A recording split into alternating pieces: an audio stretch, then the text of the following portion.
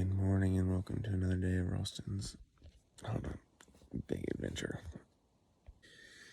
Alright, so after night hiking for 2.5 hours last night,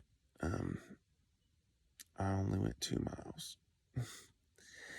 I would have to stop every probably 50 feet and look for the next cairn, carefully walk to the next cairn, stop, look for the next one, and it just took forever.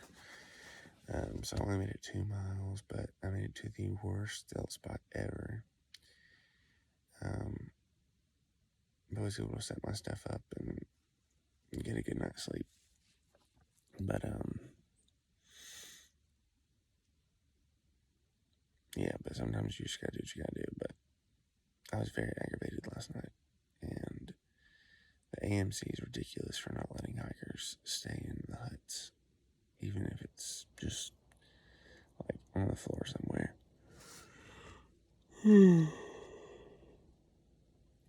Because the popularity of the whites is just insane. There are so many people that want to come hiking here, and it's dangerous. This is not just easy terrain, so it's pretty stupid that there aren't more options and availability for thru hikers especially. To stay, we have to do a lot of crazy things in the whites. But anyway, that's all said and done. Some water under the bridge.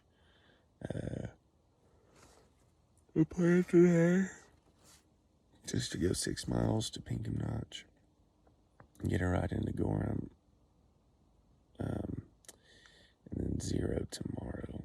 So, gonna be a really chill next couple days. Definitely need them. I'll check back in later. Alright, so if you're curious about my setup, this is where I set my tent up at 11 o'clock last night. This is the only spot available, but it worked. So I'm just gonna eat some breakfast, pack all of it up, and get to town. Alright, so I want to explain a little bit about why I night hiked last night. Because I was a little frustrated and didn't really kind of give a full picture of what was going on. So,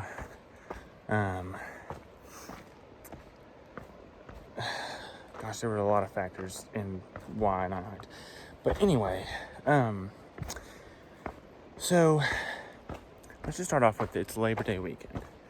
And a bunch of just normal people decided to flock to the whites to celebrate Labor Day weekend. I understand that, I get that, but it just makes camping really hard on thru hikers because there's a million people who all of a sudden come in for the holiday weekend. We can't find camp. Plus, for whatever reason, there were probably 60 thru hikers on top of Mount Washington yesterday that we hiked up with. I don't know how we all converged together like that, but we did. And then Rico getting hurt was kind of a big factor. Because I was planning on coming down all the way to Osgood Tent Site, which I have now passed. But with him getting hurt and wanting to make sure that he got to where he needed to be, that really set me back. But anyway, so what happened is all those factors combined, we all showed up at Madison Hut last night, thinking that there would be tent sites about half a mile down the opposite way of the trail, at a tent location. Well, again, with all the extra people, all the tent and stealth sites down that way were taken. So it was either make your own spot on their precious alpine zone vegetation, or hike backwards, because there were other camps that were 1.5 miles, 2 miles away that we could have gone to. But at that point, it's like, just go across the mountain. Like, you're going to have to not hike anyway, so might as well just go across. So, I mean, it really was like a whole Mary and Joseph thing. Like, there was no room at the inn, didn't know what else to do, so I had to keep going. So that is why I had to hike over Mount Madison last night. I actually passed a guy this morning who I saw last night at Madison Hut. He cowboy camped on top of, like, I think a couple hundred yards away. I'm in that kind of vegetation area next to the hut. But he was telling me that like he was seeing people go up the mountain for a long time, like after me doing the same thing I was doing. So I don't know what became of my friends last night and where they ended up, but I really hope they're okay. But it was just a very unfortunate situation that I don't know who needs to handle, but it just, thru hikers should not have to be night hiking over the whites to find a camp. I mean, I know that there were a lot of pull-offs before, but I mean, we were expecting to have some tent sites down there at that valley site, but they were already like normal people who had those spots. So it was just like, yeah, it was a very frustrating situation, but it's okay. It's behind us. But I've got about 4 miles to go to town, so gonna hoof it there.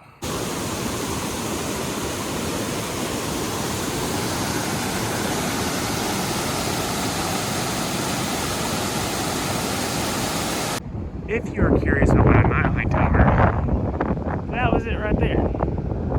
Right now I'm just standing on the side of the road trying to get a hitch to Gorham, where I will stay at a hostel today and just not live because I'm beat. Alright, so I made it to Gorham. Some nice lady in a Subaru picked me up. Super sweet, lives around here, hikes a lot. But yeah, so she brought me into Gorham. And then the hostel that I'm staying at is literally right across the street from where she was getting gas. So I'm gonna go get my stuff together, go eat some lunch, and then come back and probably take a nap.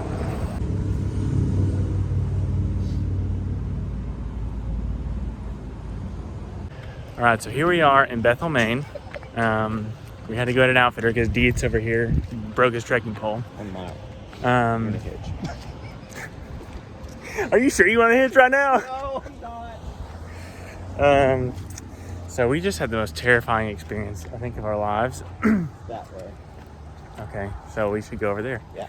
So we got a hitch from this guy from Gorham, New Hampshire. So we had to go to Bethel because this was the only place that would replace the trekking pole.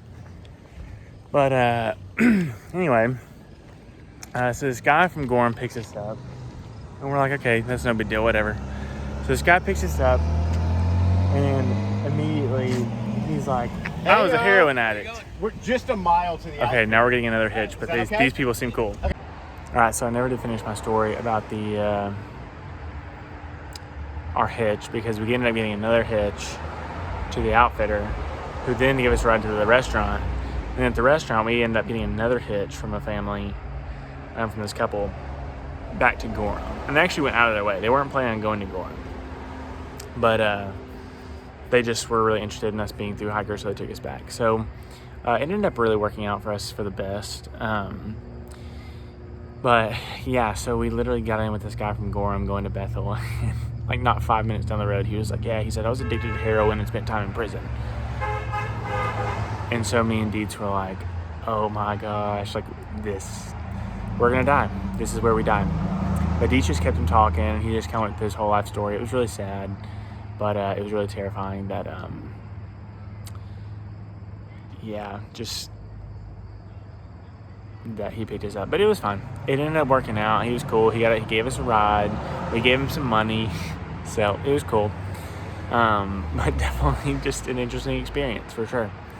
But anyway, I'm gonna sign off now. I'm so tired and I'm ready to get some sleep. But yeah, I'll just check back in tomorrow. Hey y'all, it's Ralston here, hiking the AT. I'm hiking the AT for several reasons, but one big one is to support the Isaiah 117 house in Blairsville, Georgia. This organization is dedicated to helping foster kids at the moment they're taken out of the home and some of the most traumatic parts of their lives. That's where they seek to intervene, and so they seek to provide a house with food, clothing, foster parents, almost pretty much immediately after they're taken out of the home. So it's a really, really great organization that's dedicated to bettering the lives of children. And I just could not be more appreciative and more excited to support them and of all the work they're doing. So if you'd like to help out and donate, you can visit the link below, and it'll take you to the donation page. But please consider giving a gift to help support Isaiah 117. Thanks for tuning in, and as always, Maverick out.